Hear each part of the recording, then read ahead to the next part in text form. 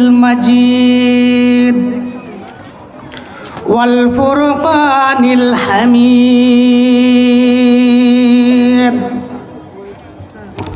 أعوذ بالله من الشيطان الرجيم بسم الله الرحمن الرحيم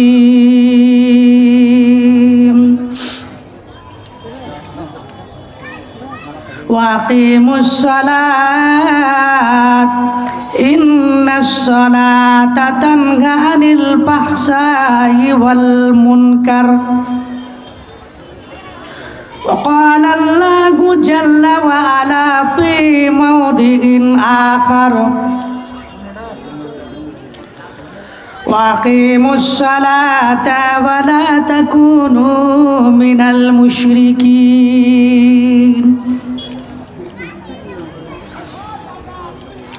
وعن أبي هريرة رضي الله تعالى عنه قال قال رسول الله صلى الله عليه وسلم الصلوات الخمس والجمعة إلى الجمعة ورمضان إلى رمضان مكفرات لما بينهما ما اجتنب الكبائر رب اشرح لي صدري ويسر لي أمري واحلل عقدة من لساني يفقهوا قولي رب زدني علما رب زدني علما سبحانك لا علم لنا إلا ما علمتنا إنك أنت العليم الحكيم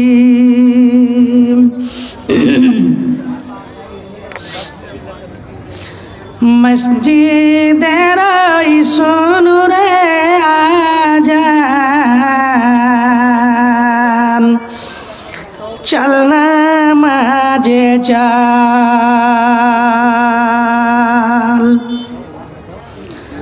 মসজিদের সুনুরে আজান চলনা মাঝে চাল দুঃখে পাবি সান্ত্বনা তুই বক্ষে পাবি বল ওরে চল না মাঝে চাল ময়লা মাটি লাগলো যাত দেহ মনের মাঝে সাপ হবে সব দাঁড়াবি তুই যখন যায় নামাজে ময়লা মাটি লাগলো যাত দেহ মনের মাঝে সাপ হবে সব দাঁড়াবি তুই যখন যায় নামাজে রোজগার তুই করবি যদি আখিরাতের ফল ওরে চল না মাঝে চল কার লেগে তুই মরিস খেটে কে হবে তোর সাথী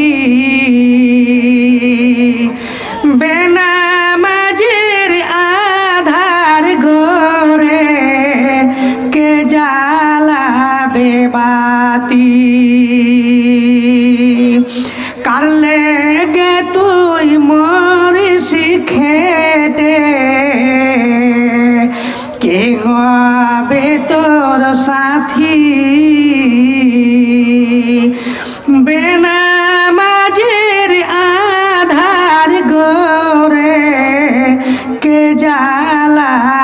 বাতি তারে পাঁচবারে তুই করবি স্মরণ তাতে তুই ছল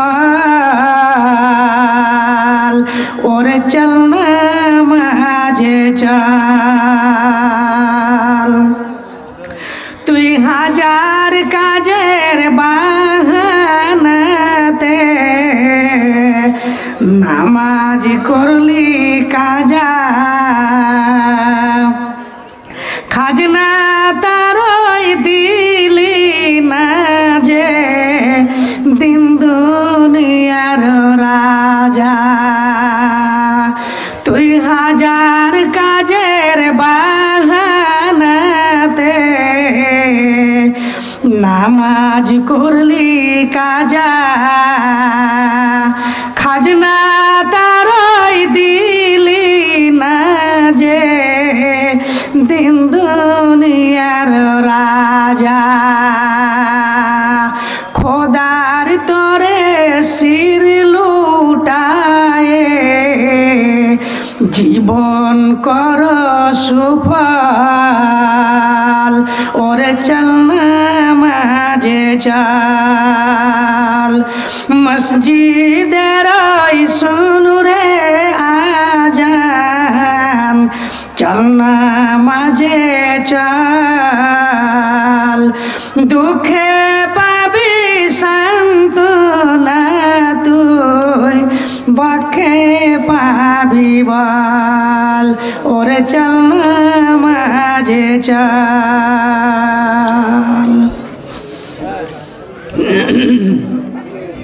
সম্মানিত আজকের জালসার নির্বাচিত সভাপতি মহাশয়, ওলামায়ে কেরাম ও আজকের দিনই জালসায় উপস্থিত আমার সম্মানিত শ্রোতামণ্ডলী,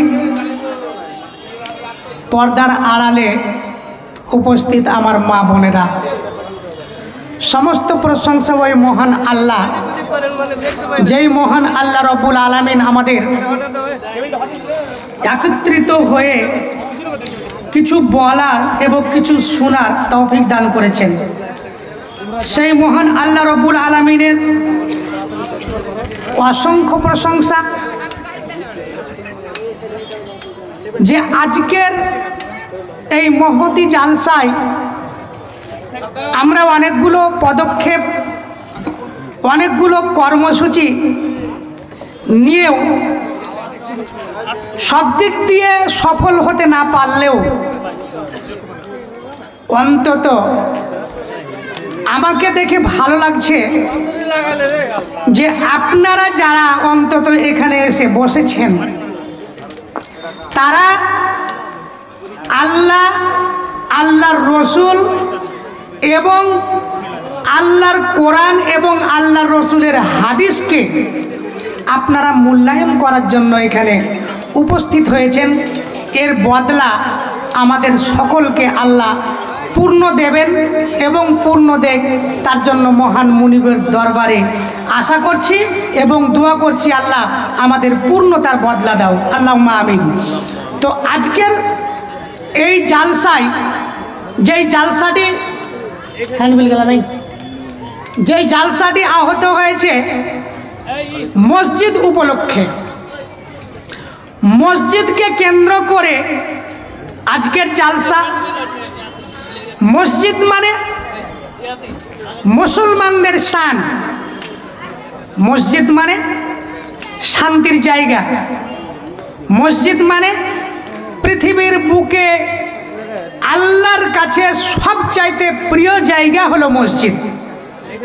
আল্লাহ রসুল সাল্লাল্লাহু আলাইহি ওয়াসাল্লাম বলছেন, আহাব্বুল বিলাদি ইলাল্লাহি মাসাজিদুহা ওয়া আহাব্বুল বিলাদি ওয়া আবগাজুল বিলাদি ইলাল্লাহি আসওয়াকুহা। পৃথিবীর বুকে যত জায়গা আছে, আপনার ডাঙায় হোক বা জলে, জলে বা স্থলে, সব জায়গার মধ্যে মসজিদই হলো আল্লাহর কাছে সবচাইতে প্রিয় জায়গা। আর পৃথিবীর বুকে সবচাইতে জঘন্য, সবচাইতে নোংরা, সবচাইতে অভিশপ্ত, যাকে আল্লাহ ঘৃণা করেন, সেই জায়গা হচ্ছে দোকানপাট এবং বাজার, যেটা আমার এবং আপনার কাছে সবচাইতে প্রিয় হয়েছে, এবং মসজিদ হয়ে গেছে আপনার কাছে এবং আমার কাছে অত্যন্ত কঠিন জায়গা, যেখানে অত সহজে যাওয়া যায় না। কিন্তু এই যাওয়ার জন্য তো আপনার মধ্যে আবার একটা পার্স হতে হবে, আপনার মধ্যে এমন একটা অঙ্গে, আপনার অঙ্গে এমন একটা অঙ্গ হবে যেই পাঁচটি যদি সঠিক থাকে, তাহলে আপনাকে মসজিদে যাবার আহ্বান করবে, মসজিদে নিয়ে যেতে আপনাকে উদ্বুদ্ধ করবে। আর যদি ওই পার্স ঠিক না থাকে, তাহলে আপনাকে মসজিদে যাওয়ার তৌফিক হবে না, আপনি মসজিদ সম্পর্কে কিছু বুঝবেন না। আপনি যাবেন কোথায়? ওই সমস্ত জায়গায় যেখানে আপনার আত্মা চাইছে, আপনার মন চাইছে। আর যদি মন যেটা চাই সেটাই যদি করেন, তাহলে এটা জাহান্নাম যাওয়ার জন্য রাস্তা সহজ। আর সব কিছুকে দেবে দিয়ে, সব কিছুকে পায়ে কুচলে দিয়ে, সব কিছুকে পায়ে মারিয়ে দিয়ে আল্লাহর প্রিয় জায়গায় উপস্থিত হওয়া, এটা হলো আপনাকে ওই পথ বাতলিয়ে দিচ্ছে যেই পথ সরাসরি জান্নাতে যাবে।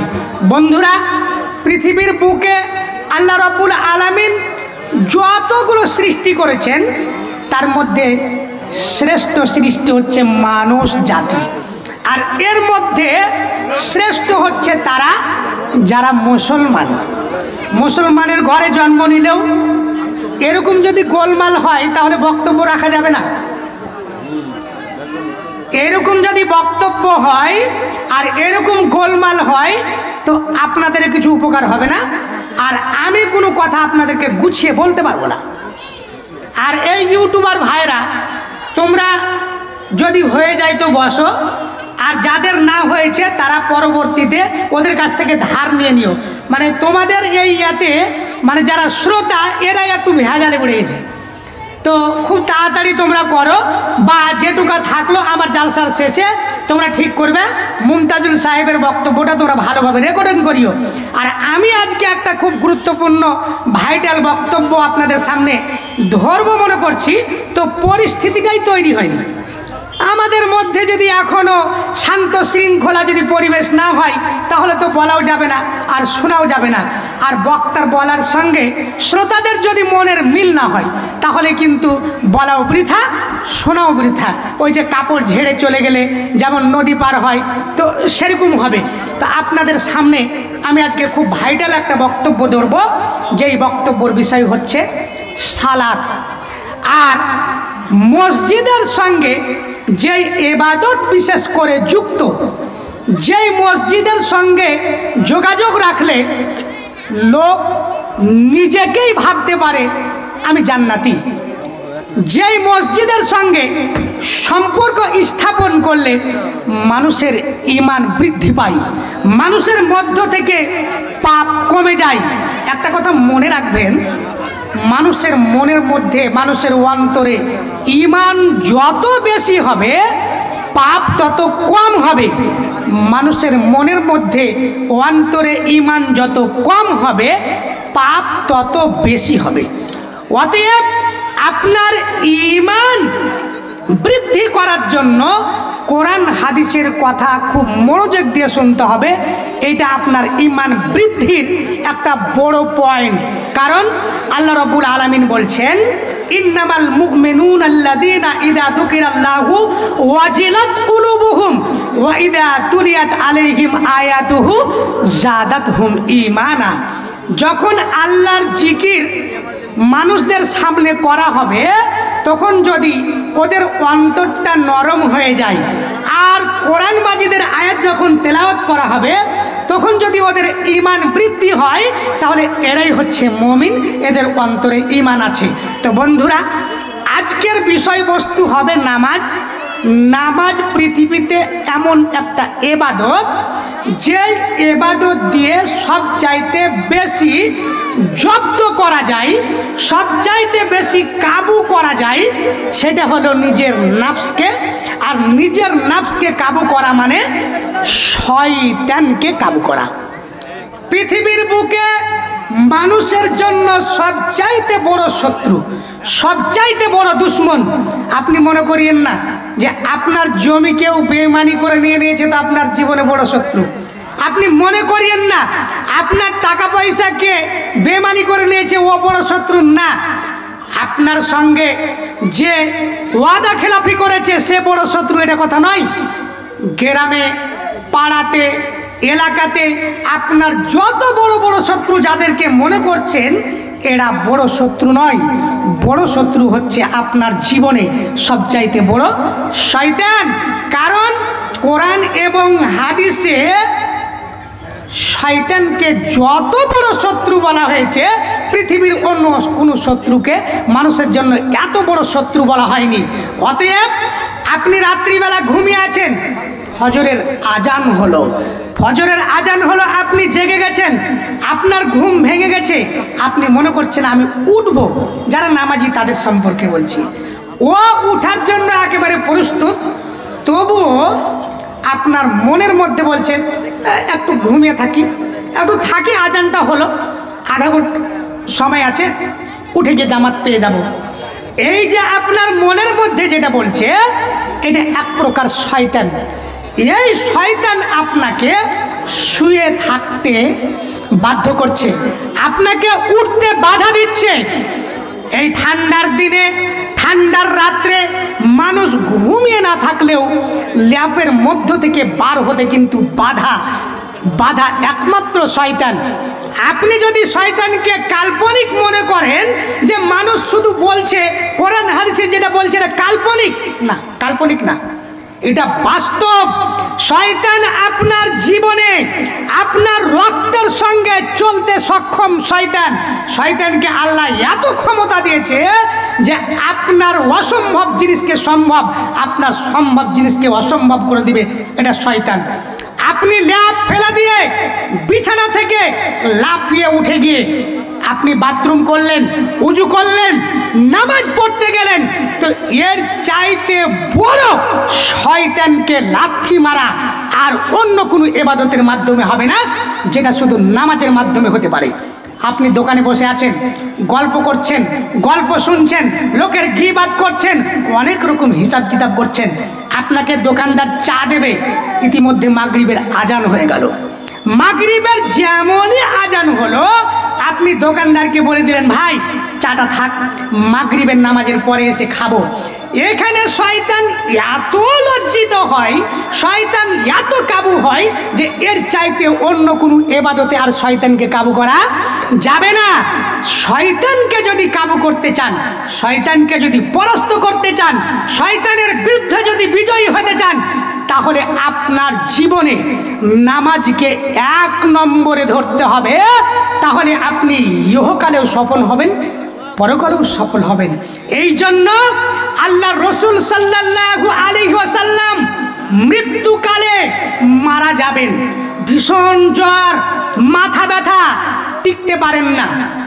মা আয়েশা রাদিয়াল্লাহু তাআলা আনহা পানি আগিয়ে দিয়েছেন, ওই পানিতে হাত ডুবাচ্ছেন আর কপাল মুছছেন, শরীর মুছছেন, আর একরকম কাতর।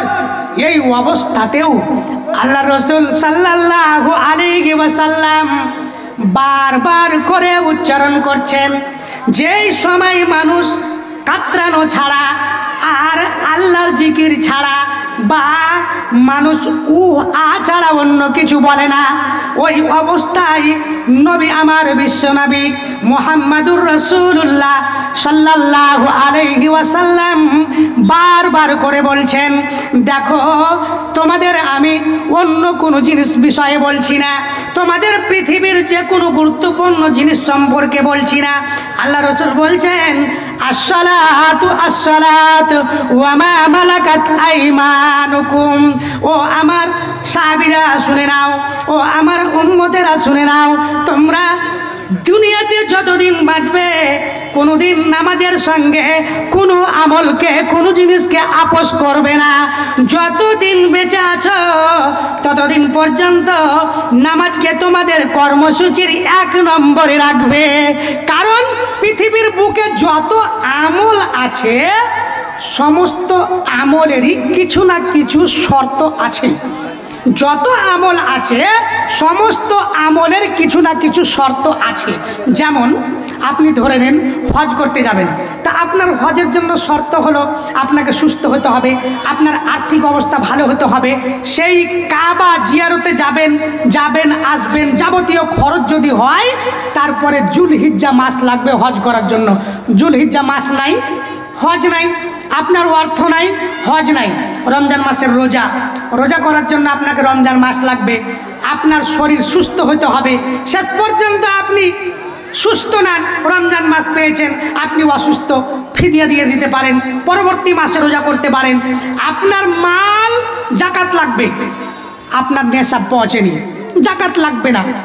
যদি শর্ত না পাওয়া যায় তো অন্য কোনো এবাদত শর্ত নাই, আমল নাই। কিন্তু নামাজ এমন একটি এবাদত যে মানুষকে কোনো অবস্থাতে নামাজের ছাড় দেওয়া হয়নি। হ্যাঁ, ছাড় দেওয়া হয়েছে। আপনি যদি সফরে থাকেন তাহলে আপনাকে 4 রাকাতের জায়গায় 2 রাকাত আপনি কসর করতে পারেন, কিন্তু তাই বলে নামাজ আপনার মাপ। আপনি অসুস্থ আছেন তো আপনি নামাজ পড়তে পারেন না, দাঁড়িয়ে পড়তে পারেন না, বসে পড়েন। আপনি বসে পড়তে পারেন না, শুয়ে পড়েন। আপনি শুয়েও যেন ঠিক মতো কিছু করতে পারেন না। আপনার জ্ঞান আছে, আপনি ইঙ্গিত ইশারাতে পড়বেন। আপনার নামাজ পড়ার জন্য শর্ত হলো আপনাকে পবিত্র হতে হবে, আপনাকে উজু করতে হবে, কাপড় পরিধান করতে হবে, পবিত্র জায়গা লাগবে, কিবলামুখী হতে হবে, সূরা ফাতিহা জানতে হবে, আপনার যে কোনো দুয়া সূরা জানতে হবে। আপনার এই সমস্ত শর্ত যখন পালন করতে পারবেন আপনার পূর্ণ নামাজ হবে। কিন্তু আপনার কোনো সূরা মুখস্থই নেই, আপনার দুয়া মুখস্থই নাই, আপনার কোনো কাপড় নাই, আপনি পবিত্র হতে পারেননি, আপনার পবিত্র জায়গাই নাই, আপনি এমন অসুস্থ, গোসল ফরজ হয়ে গেছে, গোসল করতে পারেন না। আল্লাহ রসুল সাল্লাল্লাহু আলাইহি ওয়াসাল্লাম যদি আপনি মরতে দম পর্যন্ত আপনার জ্ঞান থাকে, আপনি সম্পূর্ণই অপবিত্র, আপনার শরীর সমস্তটা আপনার ময়লাতে ডুবে আছে, আপনাকে পরিষ্কার করার কেউ নাই, আপনি নিজেও পরিষ্কার করতে পারবেন না, তবু আপনাকে ওই অবস্থায় নামাজ পড়তে হবে। নামাজ এমন একটি ইবাদত যে যার কোনো শর্ত না থাকলেও, যার কোনো শর্ত পূরণ না হলেও আপনাকে নামাজ পড়তে হবে। এটাই হলো ফাইনাল কথা। আল্লাহ রসুল সাল্লাল্লাহু আলাইহি সাল্লাম যুদ্ধের ময়দানে আছেন, যুদ্ধ বুঝেন তো কেমন পরিস্থিতি। আপনারা যদি যুদ্ধের ঘটনা শুনেন, যুদ্ধ কত কঠিন ব্যাপার। 313 জন সাহাবী 1000 মুশরিক কাফেরদের বিরুদ্ধে বদরের যুদ্ধ করতে গেলেন। আপনাদেরকে যদি 1000 লোকের সামনে 1000 লোককে দাঁড় করে দেওয়া হয়, আপনাদের অন্তর দুরু দুরু কাঁপবে। কিন্তু বদরি সাহাবীদের সম্পর্কে ওরা 313 জন 1000 জন কাফেরকে পরাস্ত করে বদরের যুদ্ধে তারা জয়ী হয়েছিলেন। এই জন্য না আল্লাহ রাব্বুল আলামিন তাদের সম্পর্কে বলেছিলেন, ইমানু মাশিতুম কাদ গাফারতু লাকুম। বদরি সাহাবীরা শুনে নাও, এরপর থেকে তোমরা যা আমল করবে করো, তোমাদের সমস্ত গুনাহ আমি মাফ করে দিলাম। বন্ধুরা আমার, এই সাংঘাতিক যুদ্ধ, তরবারি চলছে, বোমা বর্ষণ চলছে, এক অপরকে মারামারি চলছে, তথাপি নামাজ মাপ নাই। আপনি হাঁটতে হাঁটতে নামাজ পড়েন, দৌড়তে দৌড়তে নামাজ পড়েন, নামাজ পড়তেই হবে একজন মানুষ নিজেকে মুসলমান প্রমাণিত করার জন্য। কারণ মানুষকে নামাজ পড়ার জন্যই আল্লাহ পৃথিবীতে সৃষ্টি করেছেন। বছরে একবার শুধু রোজা করবেন, তার জন্য আপনাকে আল্লাহ সৃষ্টি করেছে? আপনার যদি ধন মাল না হয় আপনি যাকাত দিবেন না। জীবনে হজ একবার ফরজ, এই হজ করার জন্য আপনাকে আল্লাহ তৈরি করেছে না, এই সমস্ত ইবাদতের জন্য নয়।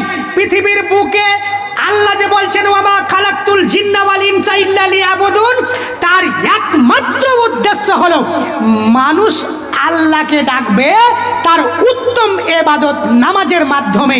এই জন্যই আল্লাহ দিনে রাত্রে 5 টাইমের নামাজকে ফরজ করেছেন।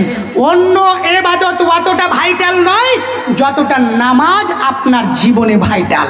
এই জন্য আল্লাহ রাব্বুল আলামিন বলছেন ওয়ামুর আহলাকা বিসসালাত ওয়াস্তাবির আলাইহা। পৃথিবীর মানুষ, তোমরা নিজে তো নামাজ পড়বে, তোমাদের সন্তান সন্ততি, তোমাদের পরিবার, তোমাদের আহাল, তোমাদের পাড়া প্রতিবেশী সমস্ত মানুষকে নামাজের আদেশ করো। ওয়াস্তাবির আলাইহা, আর ওই নামাজের ওপরে তোমরা অটল থাকো। যদি তোমরা এই নামাজের আদেশ না করো আর তোমরা যদি তোমাদের জীবনকে নামাজের সঙ্গে যুক্ত না করো, তাহলে আল্লাহ রাব্বুল আলামিন পৃথিবীর বুকে উম্মতে মুহাম্মাদীকে শ্রেষ্ঠ উম্মত বলে ঘোষণা করেছেন। আল্লাহ বলছেন কুনতুম খায়রা উম্মাতিন উখরিজাত লিন-নাসি তা'মুরুনা বিল মারুফ ওয়া তানহাউনা আনিল মুনকার। পৃথিবীর মানুষ তোমরাই হলে উম্মতের মধ্যে শ্রেষ্ঠ উম্মত, শুধু এই কারণে যে মানুষকে ভালো কাজের আদেশ করবে আর তোমরা নোংরামি থেকে মানুষকে বিরত রাখবে। এই জন্য পৃথিবীর বুকে তোমরা সর্বশ্রেষ্ঠ উম্মত, সর্বশ্রেষ্ঠ উম্মত পৃথিবীর বুকে তোমরা।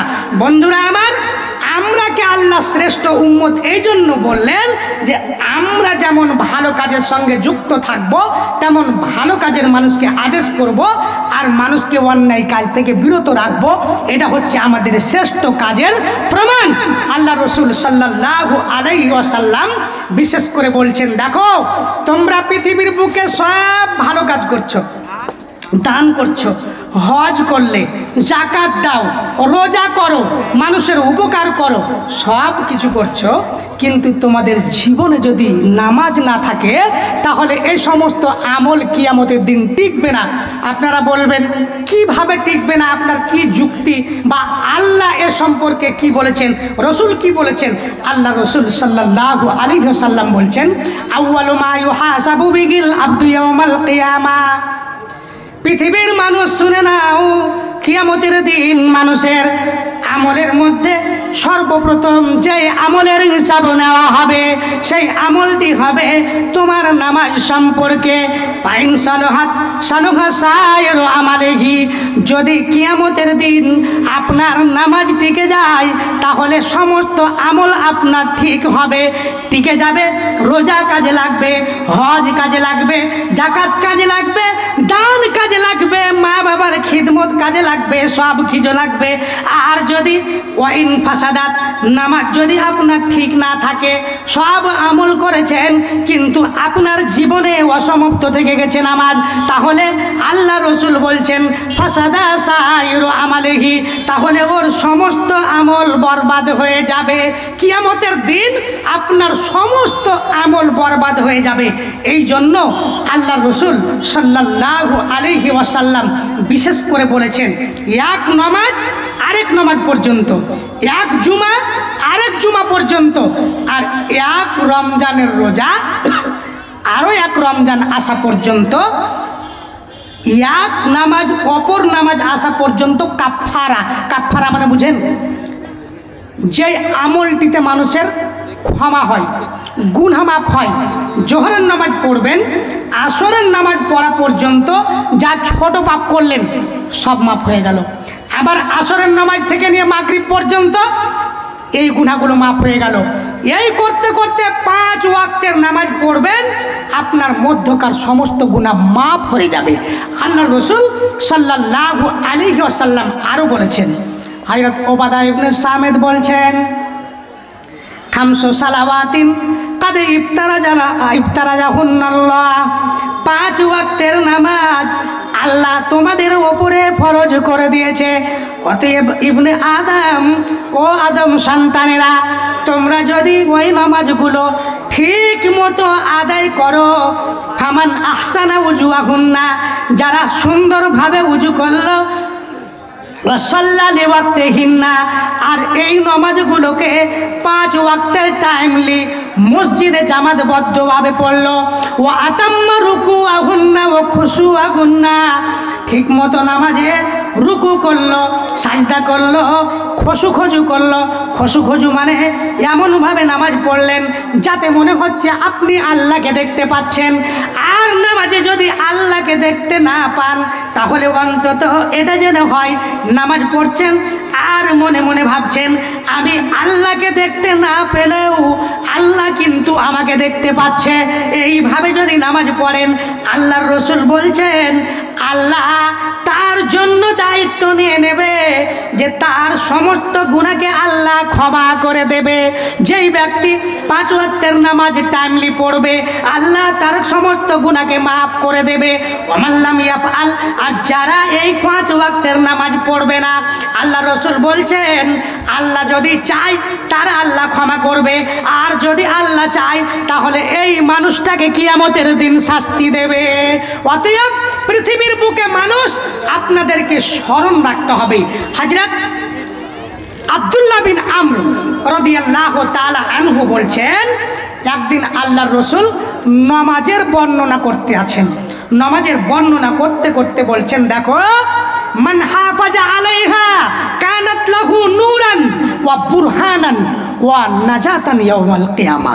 পৃথিবীর মানুষ যারা নামাজকে যথারীতি পালন করবে, টাইমের মধ্যে আজান হলেই সব কাজকে ত্যাগ করে মসজিদে ছুটে যাবে, আল্লাহর রাসূল বলছেন এই নামাজ কিয়ামতের দিন তার জন্য নূর হবে, আলো হবে, আলো তার জন্য নূর হবে। কিয়ামতের দিন মানুষের জন্য আলো হবে না, নামাজবিহীন যারা নামাজ পড়েছে কিয়ামতের দিন তার আলো হবে। ওয়া বুরহানান, তার জন্য দলিল হবে। আপনার কোনো জমি, আপনার কোনো বাড়ি, আপনার কোনো প্রপার্টির যদি দলিল না হয় তাহলে কিন্তু তার কোনো ভ্যালু হয় না, তার কোনো মূল্য হয় না। নামাজ এমন একটি ইবাদত যেই নামাজের যদি ধারাবাহিকতা আপনি রাখেন, যেই নামাজকে আপনি যদি পাবন্দির সঙ্গে আদায় করেন, আল্লাহর রাসূল বলছেন নামাজ কিয়ামতের দিন তার নূর হবে, নামাজ কিয়ামতের দিন তার দলিল হবে, নামাজ কিয়ামতের দিন তার নাজাতের কারণ হবে। আর যদি ওমাল্লাম ইউহাফিজ আলাইহা, আসসালামু আলাইকুম,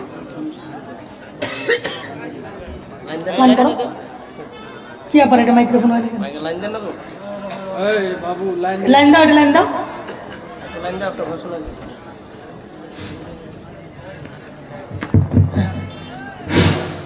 যারা স্থানীয় দোকানদার আছেন তেনাদের উদ্দেশ্যে বলছি যে আপনারাই নিজেরাই নির্ধারণ করেছেন যে আমরা লোকাল দোকানদার 8টার পরে দোকান খোলা রাখবো না।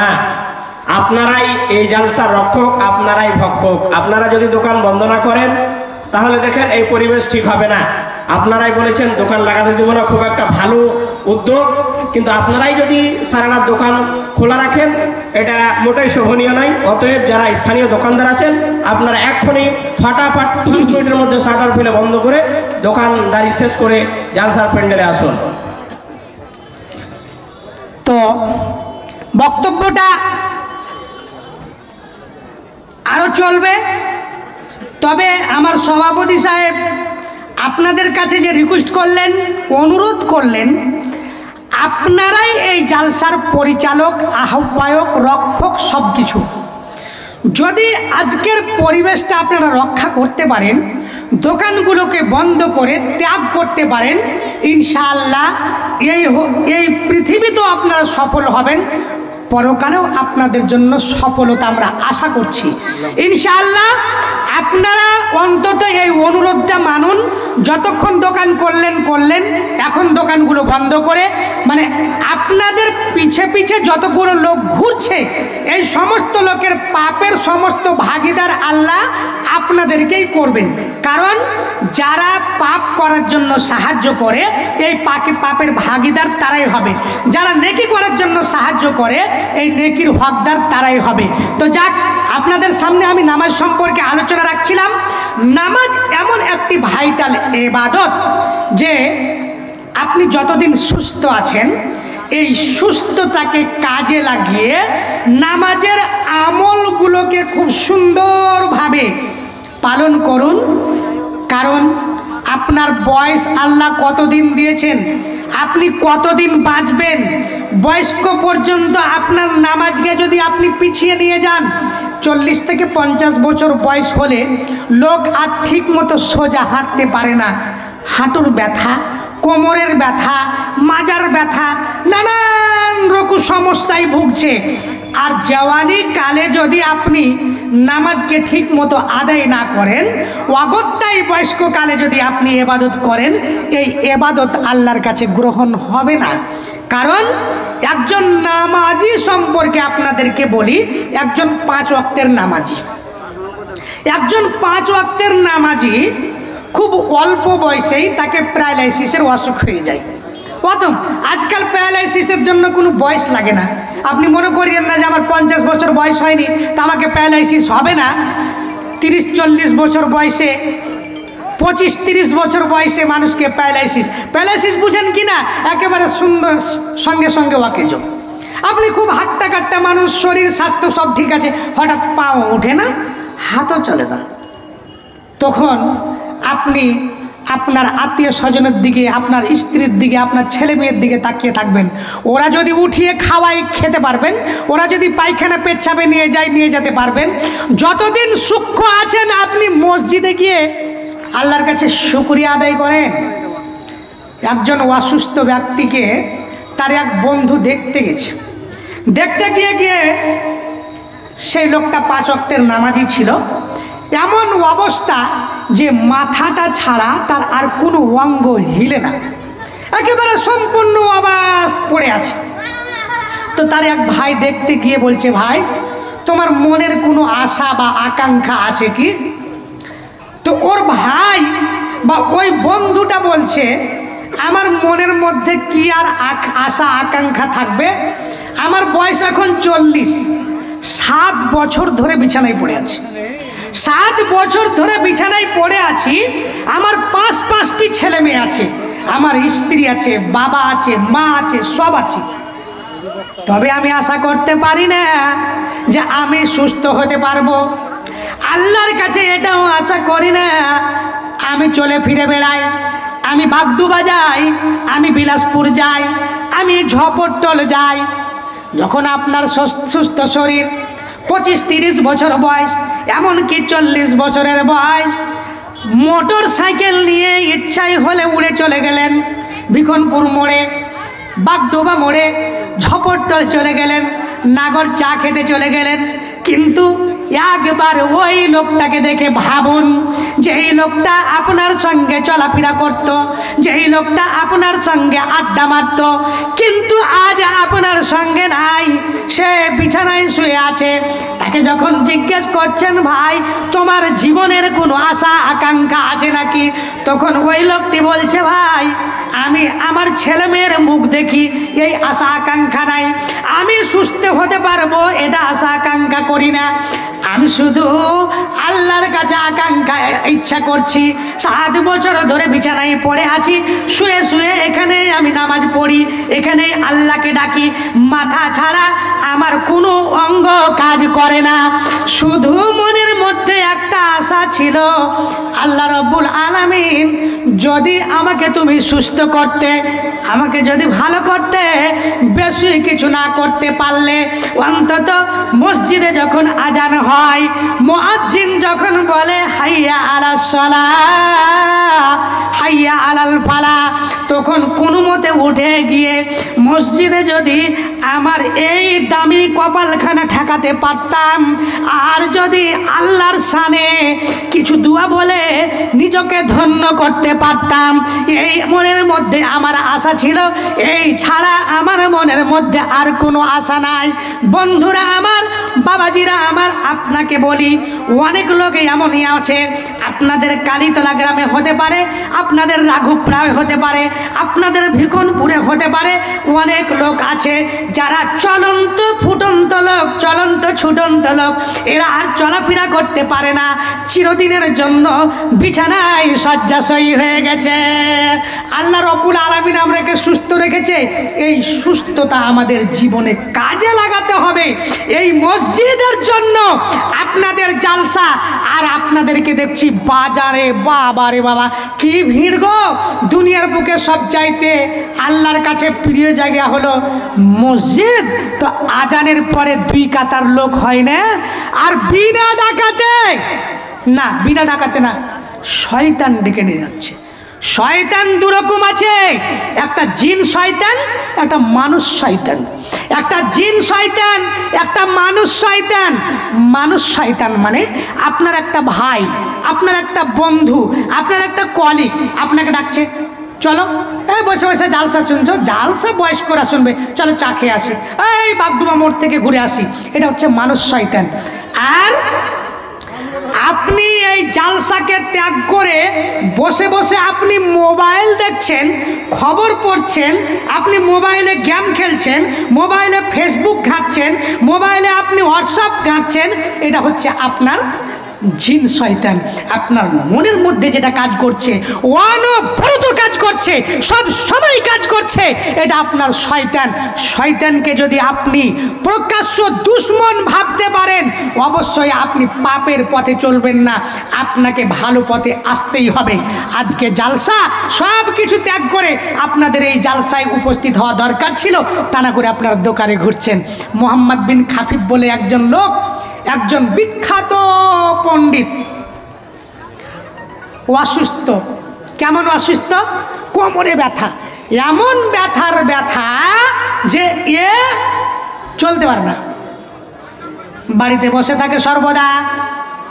যখনই মসজিদে আজান হয়, একজন লোকের কাঁধে চড়ে নিয়ে মসজিদে উপস্থিত হয়। কারণ তখনকার যানবাহন আপনার উট হবে, গাধা হবে, খচ্চর হবে, আরও ইত্যাদি। কিন্তু এই যানবাহনে উঠতে গেলে নিজেকে শক্তি লাগবে, কিন্তু শক্তি নাই, উঠতে পারে না, নিজের কোমরের ব্যথা। তাই তিনি একজন লোকের কাঁধে চেপে আজান হলেই 5 ওয়াক্তের নামাজ মসজিদে পড়তে আসেন। মসজিদের মুসাল্লিরা বলল, ভাই মোহাম্মদ, আপনি তো অসুস্থ, অসুস্থ ব্যক্তি মসজিদে না আসলেও চলবে। আল্লাহর রসুল 2 প্রকার লোকের জন্য বাড়িতে বা অন্যথায় নামাজ পড়ার অনুমতি দিয়েছেন। তার মধ্যে একজন মানুষ যে অসুস্থ, আর একজন মানুষ যার দুশ্মনের ভয় আছে। যদি দুশ্মনের ভয়ে মসজিদে না যেতে পারে, তাহলে নামাজ বাড়িতে পড়ে নিতে পারে। তুমি তো অসুস্থ, মসজিদে না আসলেও চলবে। আপনার মতো আমার মতো নামাজি হলে ও দেখতো না যে মোল্লা সাহেব ফতোয়া দিচ্ছে, না কাঠ মুন্সি, না একজন জাহেল। খালি যদি কেউ বলে দাও মসজিদে না আসলেও চলবে, তো ও আর ওর লাইফে আর মসজিদে আসবে না। মোহাম্মদ বিন খাফিফ বলছে, ভাই না না, এটা আমার জন্য ওজর নয়। আমি সুস্থ আছি, কিন্তু কোমরের ব্যথা। আমি তো লোক পেয়েছি, তাকে পয়সা দিয়ে আমি মসজিদে নিয়ে আসি। আমি মসজিদে এসে জামাতে অংশগ্রহণ করি। জামাতে অংশগ্রহণ করলে একা একা নামাজ পড়ার চাইতে 27 গুণ বেশি নাকি পাওয়া যাবে। বন্ধুরা আমার, অনেকে আমরা একা একা নামাজ পড়তে খুব আগ্রহী, জামাতের আমরা কোনো গুরুত্ব বুঝি না, মসজিদের গুরুত্ব বুঝি না। আল্লাহর রসুল বলছেন, একজন লোক যদি মসজিদে গিয়ে জামাতবদ্ধভাবে নামাজ পড়ে, জামাত যদি পেয়ে নাই, একা একা নামাজ পড়ার চাইতে 27 গুণ বেশি নাকি পাবে। মোহাম্মদ বিন খাফিফ বলছে, ভাইরা আমার, তোমরা যে বলছো আমি বাড়িতে নামাজ পড়ে নিব, না না, এমন হতে পারে না। আমি যদি শুনেনি মুয়াজ্জিন আজান দিচ্ছে, আমি আজান শুনতে পেয়েছি, আমি মসজিদে অবশ্যই যাব। মসজিদে জামাতে নামাজ পড়বো।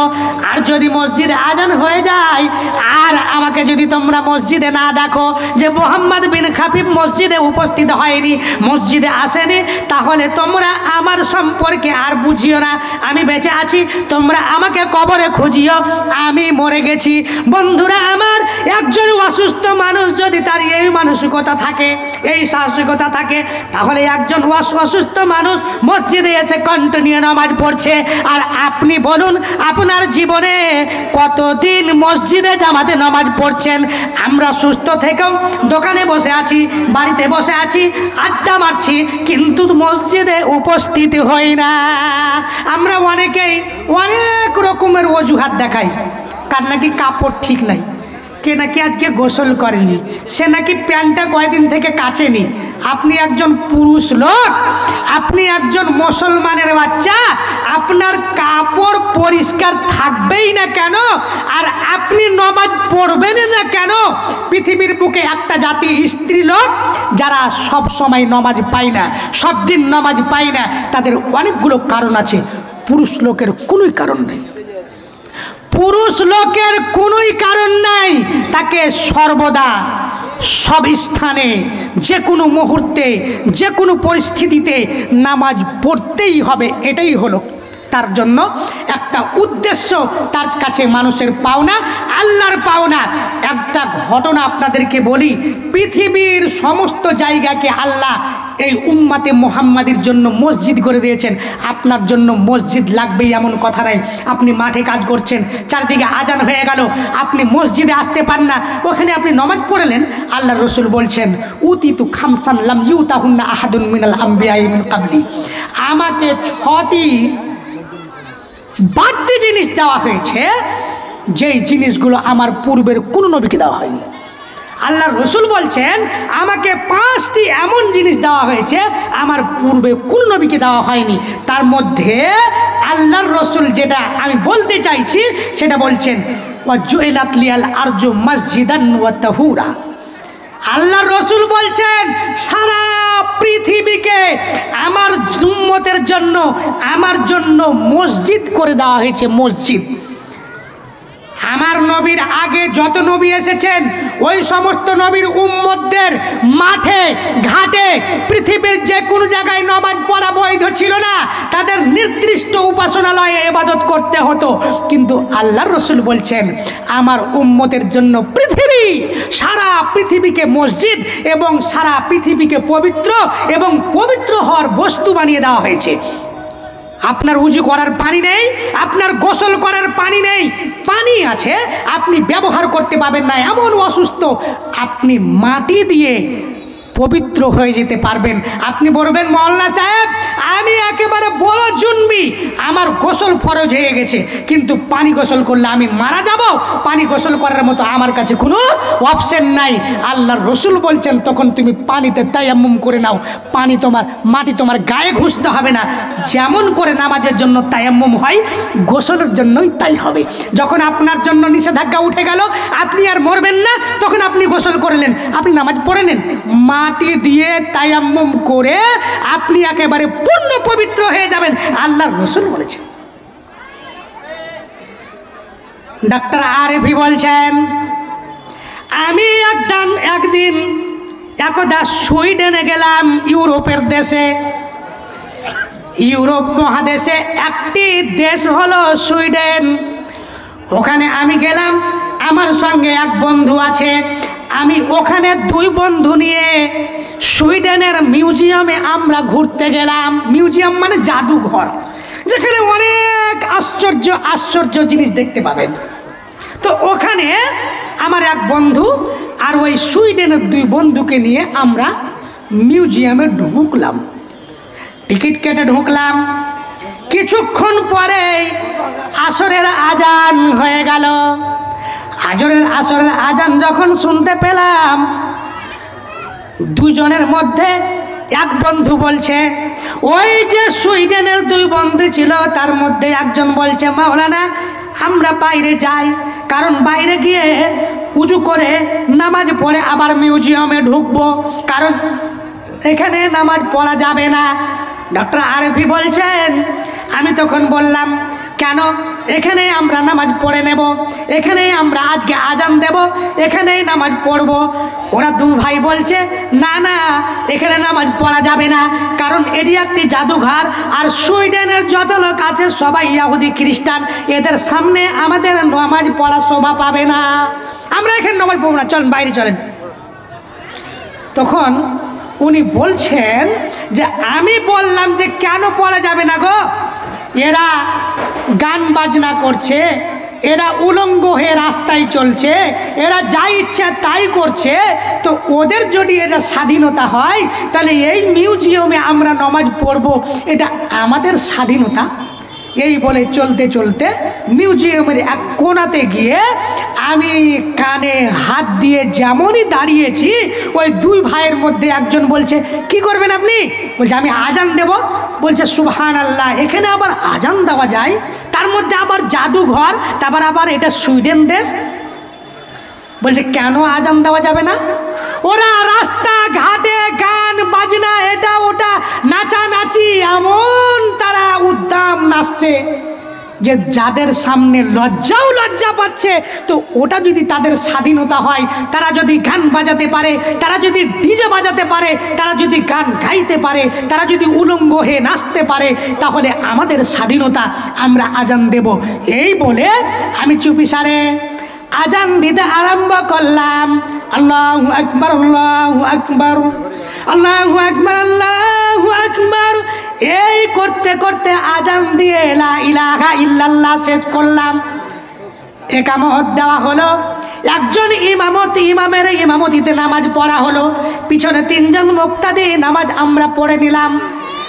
নামাজ শেষ হয়ে গেল, সূরা পড়া হলো, দোয়া পড়া হলো, রুকু হলো, সাজদা হলো, কিয়াম হলো, সব কিছু হলো, নামাজ শেষ হয়ে গেল।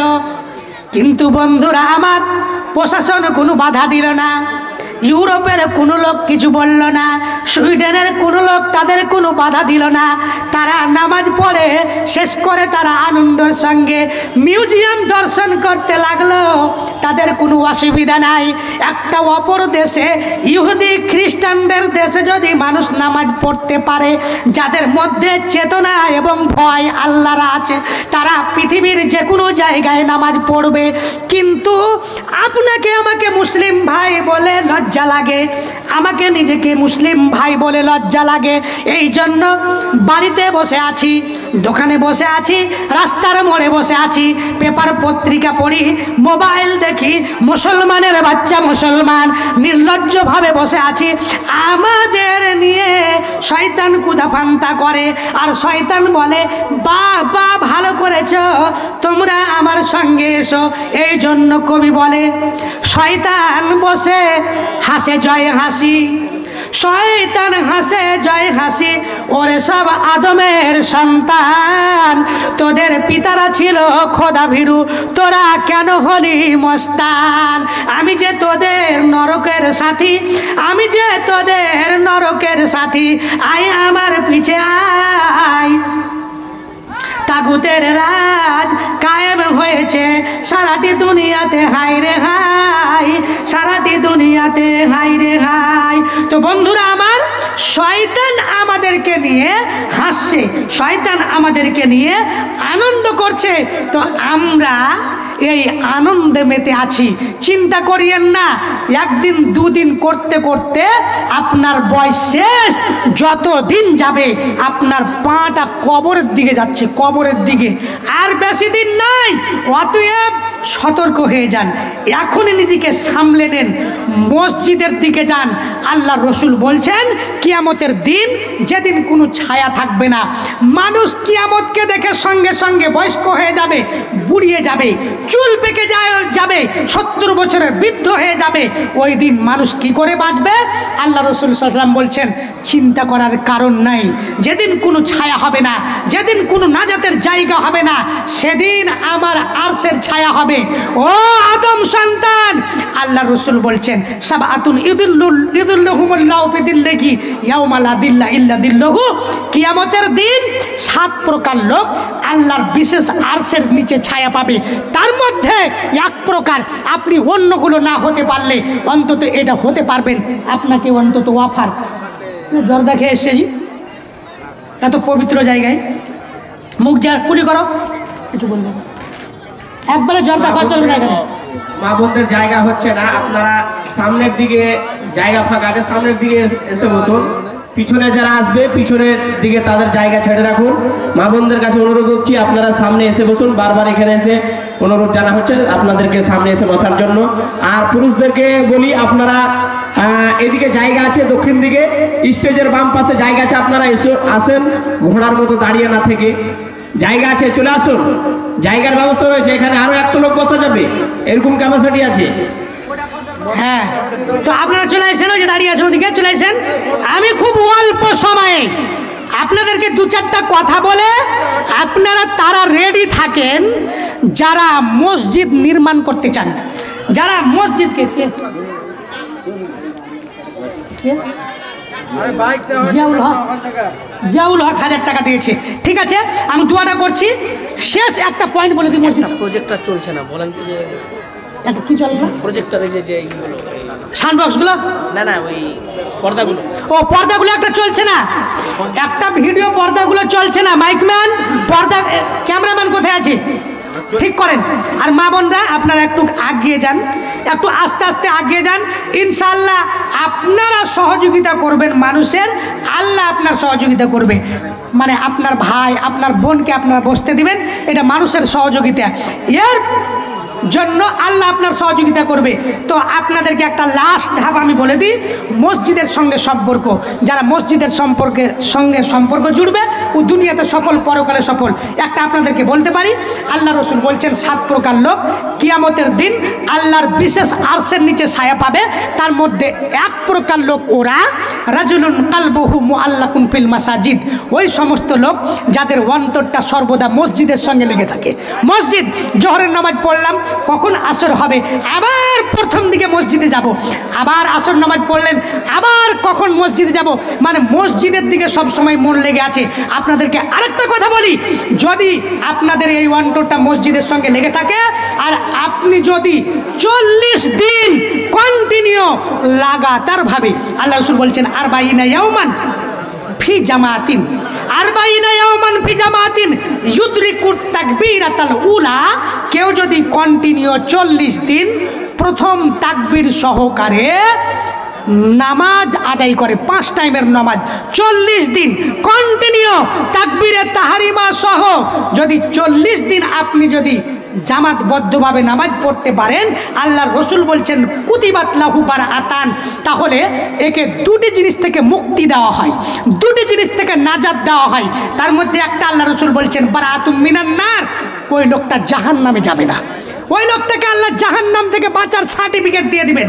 যারা 40 দিন ধারাবাহিকভাবে কন্টিনিউ রেগুলার প্রতিদিন 40 দিন ইমামের সঙ্গে প্রথম তাকবীরে তাহরিমা সহকারে নামাজ যদি পড়ে, আল্লাহ রাসূল বলছেন কুতিবাত লাহু বারাআতান, একটা নাজাত হচ্ছে জাহান্নাম থেকে, ও বারাআতুম মিনান নিফাক, এবং এর মধ্যে কোনো মুনাফিকি থাকবে না।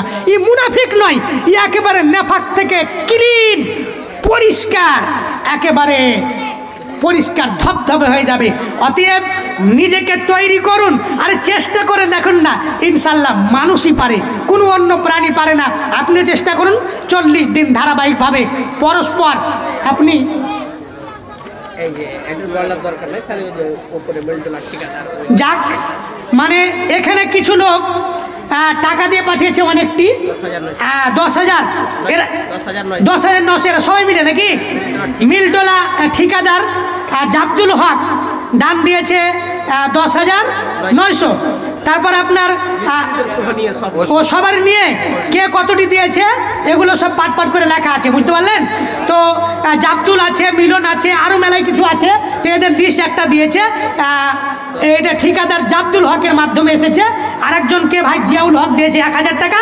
আল্লাহ তুমি তার দানকে গ্রহণ করো, আল্লাহুম্মা সাল্লি আলাইহি আল্লাহুম্মা বারিক আলাইহি। আপনারা মসজিদ উপলক্ষে যারা যা দিবেন খুব তাড়াতাড়ি দেন। আমার শ্রদ্ধেয় বক্তা, আপনাদের শুভাকাঙ্ক্ষী, আপনাদের মনের আশা মুমতাজুল হক সাহেব, মুমতাজুল ইসলাম সাহেবের ফানি চলে এসছেন।